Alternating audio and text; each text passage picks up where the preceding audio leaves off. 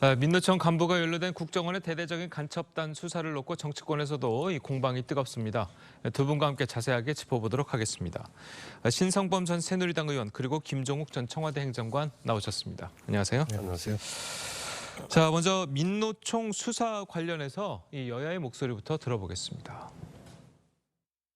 문재인 정부에서 간첩단 수사를 막거나 방치한 것이 사실이라면 이는 이적 행위입니다.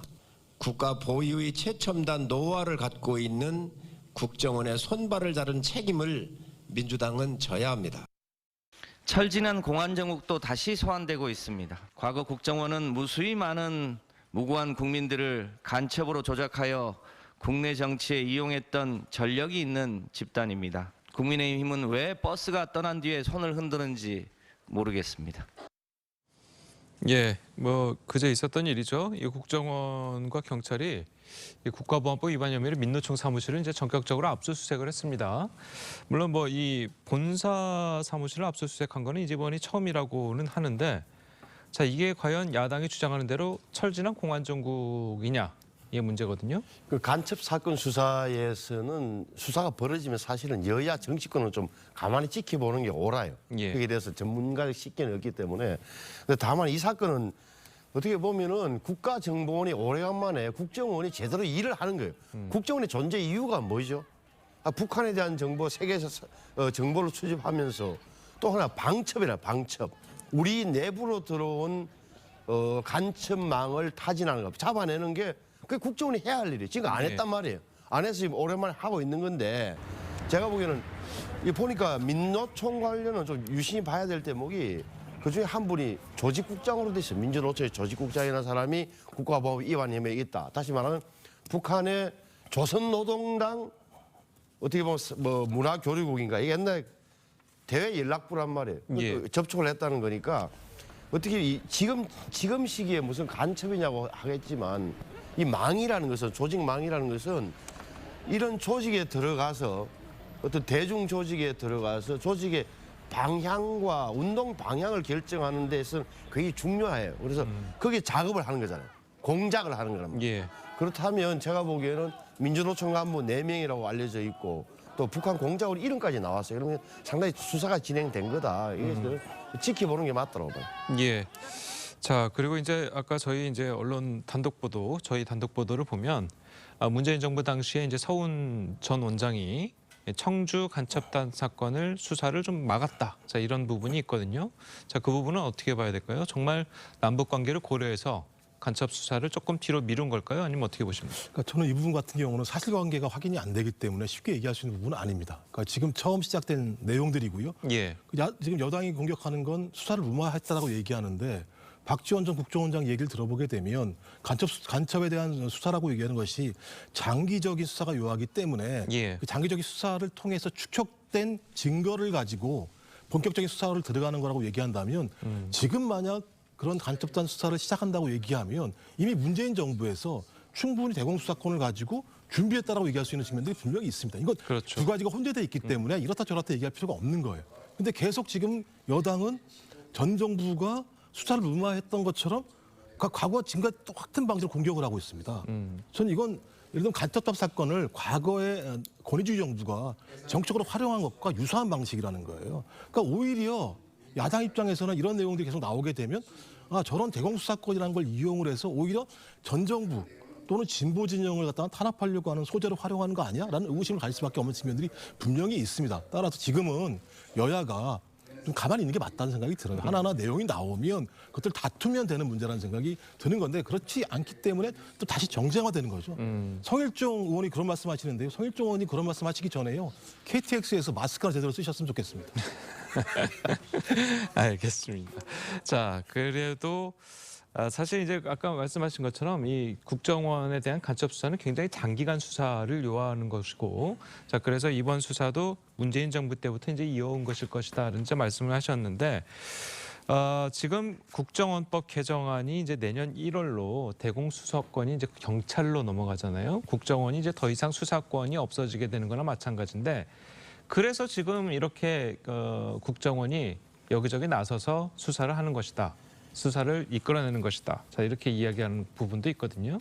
그러니까 국정원이 대공수사권을 지키기 위해서 묵혔던 사건을 꺼낸다. 놀라운 발상인데 국정원은 그런 힘이 없어요 지금. 그럴 만한 없고 보시죠.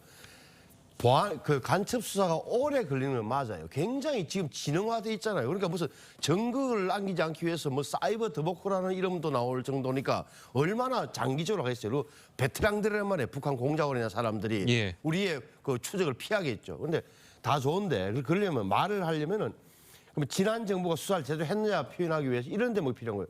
지금 2017년부터 진행됐으면 우리 정보기관에서는 뭐 영상과 사진을 갖고 있다 그래요. 그러니까 추적을 했단 말이에요. 그럼 보고를 한다. 자, 수사를 확대해야 되겠습니다. 그럼 지금씩 역이용하기 위해서 좀 갖고 있으라 이러면 말이 되는 건데 주로 변명했다는 게 남북 관계 더 지켜보자. 어떻게 될지 모르. 왜? 문재인 정부 때는 다 하시는 남북 정상회담, 미국 정상회담, 북한과의 관계를 뻐그러뜨릴 위협에 빠질 그런 요소는 전혀 안 했단 말이에요. 국가정보원 자체가. 예. 그래서 저는 그거는 맞지 않다. 또 대공수사권이 넘어가게 되면은 이런 문제에 대해서는 야당도 국정을 키워주는 거야라는 그런 적자적인 반응을 보이기 전에 현실적으로 진짜 수사권을 어떻게 하는 게 맞는지를 봐야 되는 거예요. 지금 경찰은 우리 옛날에 보안수사대, 보안과 이런 게 있었는데 대공과가 예. 지금 거의 제가 보기에는 활동을 못 하고 있다. 그러면 국정원에는 그나마 아주 오랫동안의 그 뭐 경험을 노하우도 많을 테고 축적하고 있는데 이 역량을 사장할 거냐? 그러면은 자 경찰로 넘기면 그럼 국정원의 그 대공수사 직원들은 다 그 경찰로 넘어가야 되는 건 아니냐? 이런 문제에 대해서 실질적으로 접근하는 게 맞다. 그리고 저는 정부 차원에서 하고 정부에서는 야당을 설득하는 이런 식으로 돼서 제가 보기에는 적어도 대공수사권의 문제에 대해서는 정략을 떠나서 현실적으로 우리 국가의 수사 역량을 극대화하는 방안이 뭐냐라는 지점에 방점이 찍혀야 돼요. 예, 알겠습니다. 자, 다음으로 국민의힘 전당대회 관련 소식도 짚어보도록 하겠습니다. 자, 당대표 출마 이후에 고심 중인 나경원 전 의원이 며칠째 자명 모드를 이어가고 있죠.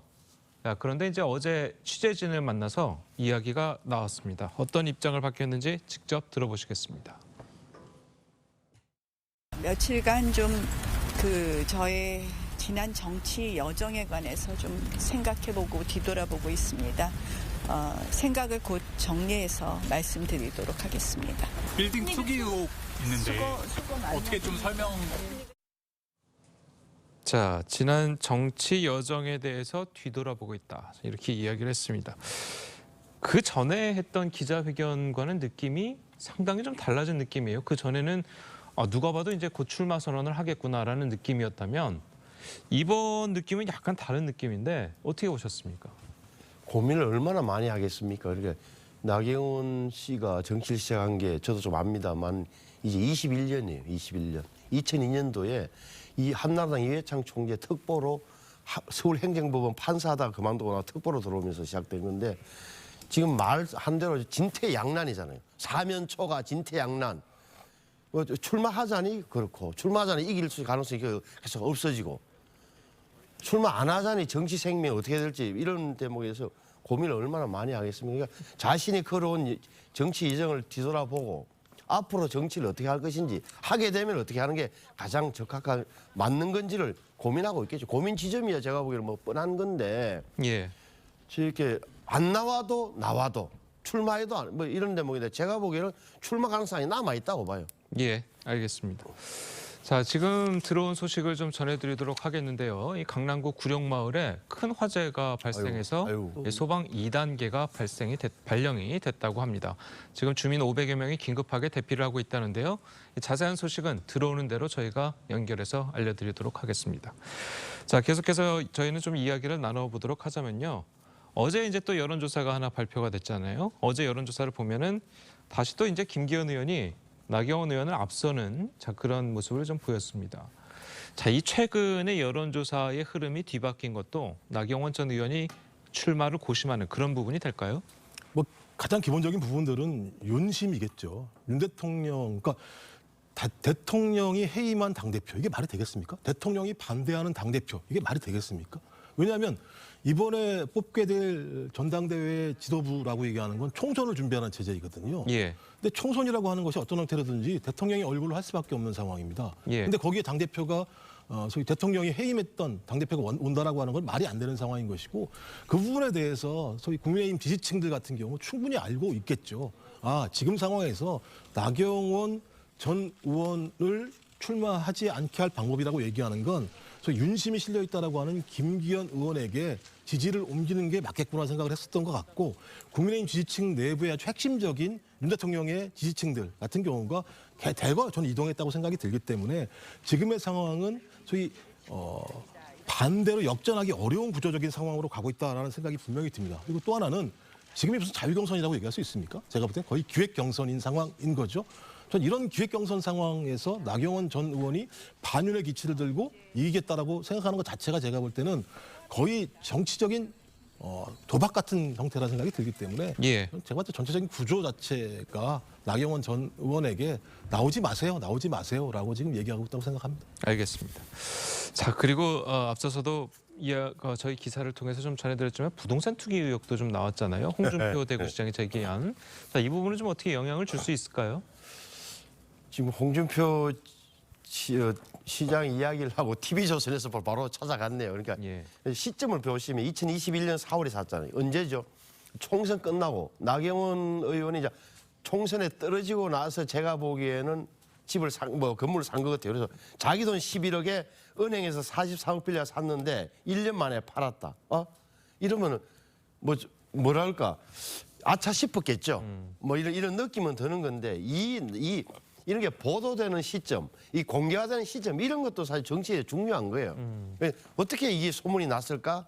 이거는 뭐 사적인 거래였는데 이런 부분을 아마 나경원 전 의원에서는 굉장히 좀 오히려 의문을 갖고 있을 것 같은데 어찌됐건 안 좋은 거죠. 결과적으로 보면 안 좋은 건데 그렇다고 해서 이런 문제 때문에 이런 공격 때문에 출마 안 하게 되면 이런 게 모든 게 사실 투기도 했고 자리를 탐했고 이런 모든 걸 뒤집어 쓰는 결과가 되는 거예요. 또한 기정사실화. 따라서 여기에 대해서는 나경원 전 의원이 판단을 하겠지만 자기 말 그대로 앞으로 정치를 할 것인지 말 것인지 하게 되면 어떤 정치를 할 것인지를 먼저 정하고 그다음에 대표 출마를 대표는 이미 안 되는 거예요. 정확하게 말하면.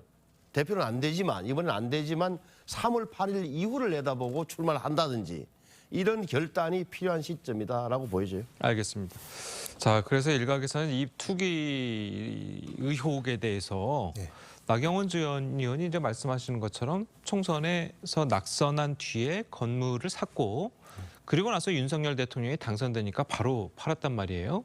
자, 그 부분이 일각에서 이제 제시하는 의혹 중 하나가 나경원 전 의원이 윤석열 정부가 들어서면 뭔가 장관 자리를 할 수 있을 가능성이 있으니까 청문회를 대비해서 미리 판 것이다라는 또 의혹을 제기하는 분들도 있거든요. 그럼 오히려 팔면은 더 의혹이 더 강해지는 거 아닌가요? 가지고 있으면 뭐 소유하는 문제와 관련해서 왜 이렇게 부동산을 샀냐라고 문제 제기할 수 있을지 모르겠습니다만 팔았다고 얘기하면 오히려 더 오해를 많이 받을 수 있는 측면들이 있기 때문에 저는 이 문제는 하나의 상징적인 내용인 것 같아요. 막 건물 방금도 보였지만 건물 보여주고 이러면서 투기란 것처럼 얘기를 하고 있는데 그건 잘 모르겠습니다. 어떤 내용인지 모르겠습니다만 이미 이 내용은 김성태 전 의원이 공개한 거잖아요. 장관설 얘기가 나왔을 때 여러 가지 의혹들이 많아서 장관에 올라갈 수 없는 내용들을 본인이 다 알고 있는 거 아니냐라고 얘기했는데 아니 그런 분이 어떻게 당대표 나옵니까라고 얘기하는 거잖아요. 근데 만약에 이게 사실이 아니면 이거 되게 중대한 문제입니다. 왜냐하면 그렇죠. 정당법에요. 당대표 경선 과정에서 이런 행위를 통해서 협박을 하게 되는 건 자유방해죄라고 얘기해가지고 문제가 되는 부분들이에요. 그러니까 소위 말하는 한동훈 법무부 장관이 얘기하는 조리돌림이 이런 거예요. 근데 정확히 팩트를 얘기해야 됩니다. 이게 팩트가 아니게 되면 그냥 예를 들면 어떤 건물을 사서 건물을 판매를 해서 차액을 얻었는데 이게 너무나 부당하다면 이해가 문제가 됩니다만 부당하지 않다면 그냥 자유로운 상거래를 하는 거예요. 자본주의 사회에서. 전 그런 측면에서 이 부분 같은 경우는 제가 볼 때는 좀 과도한 공격이라는 생각이 들긴 합니다만 이와가 상관없이 이 문제에 대한 소재를 제공한 분도 나경원 전 의원이기 때문에 설명도 본인이 해야 되는 부분이 분명히 있습니다. 전 그래서 어떤 형태로든지 지금 나경원 전 의원을 주저앉히려고 하는 다양한 움직임들이 있다는 생각이 드는 것이고요. 예. 저는 그렇다면 제가 볼 때 나경원 전 의원은 소나기가 내릴 때는요. 그냥 잠시 피해가는 게 맞습니다. 여기서 맞서가지고 내가 뭐 투사처럼 한다고 해서 지금 상황에서 다른 길이 열리지 않기 때문에 저는 오히려 이 상황들을 조금 기다리는 시간으로 참는 것이 맞지 않을까? 저 개인적으로 그래요. 출마를 하지 않고 네, 맞습니다. 지금 출마해서 이길 수 없을 뿐만 아니라 무엇을 얻고자 하는 건지에 대해서 명확하지도 않아요. 그렇지 않겠습니까? 알겠습니다. 자, 계속해서 이제 저희가 이제 속보가 좀 들어오고 있는데요. 이 강남구 구룡마을에서 큰 불이 발생해서 이 주민 500여 명이 대피하고 있다는 사실을 전해드리고요. 지금 화면에서 사건 구룡마을의 CCTV 화면을 저희가 보내드리고 있는데 굉장히 지금 출근 시간이다 보니까 이 구룡마을 앞쪽의 길이 상당히 많이 막혀 있는 상황이고 소방차도 지금 여러 대 출동을 해 있는 상황입니다. 지금 CCTV 상으로는 뭐 연기라던가 불길은 보이지 않고 있는데요. 그래도 화재가 발생한 사실, 연기가 좀 사실 살짝 보이긴 하는군요. 연기가 좀 보이긴 있고 소방차들이 여러 대 와서 출동해서 보고 있는 상황입니다. 자, 계속해서 저희는 들어오는 소식에 대해서 기자나 아니면 누구 연결해서 내용을 전해드리도록 하고요. 정치 이야기 계속해서 이어가 보도록 하겠습니다. 자, 그리고 과연 이 1,600만 원의 차익을 얻었다고 나경원 전 의원 측이 이야기를 하는데 이 1,600만 원의 차익이 과연 투기냐? 이 문제거든요. 그래서 그 판단은 이제 국민들이 할 텐데 그 시점이다. 제가 말씀드린 2021년 4월에 사서 2020년 4월에 팔았다. 차액은 약 4억 정도 되지만 부동산 비용을 다 제외하니까 1,600만 원이다. 이런 취지니까 아마 오늘 처음 보도가 되는 거니까 아마 국민들께서 여러 다른 또 보도를 보고 판단하실 영역이 아닌가 싶어요. 그래서 다만 분명한 것은 국회의원 선거 떨어지고 나서 부부가 아마 그 나경원 전 부부가 빌딩이나 하나 사놓읍시다 이렇게 된 것 아닌가 하는 짐작만 하는 거죠. 예, 알겠습니다. 자, 오늘 두 분 말씀은 여기까지 듣겠습니다. 잘 들었습니다. 고맙습니다.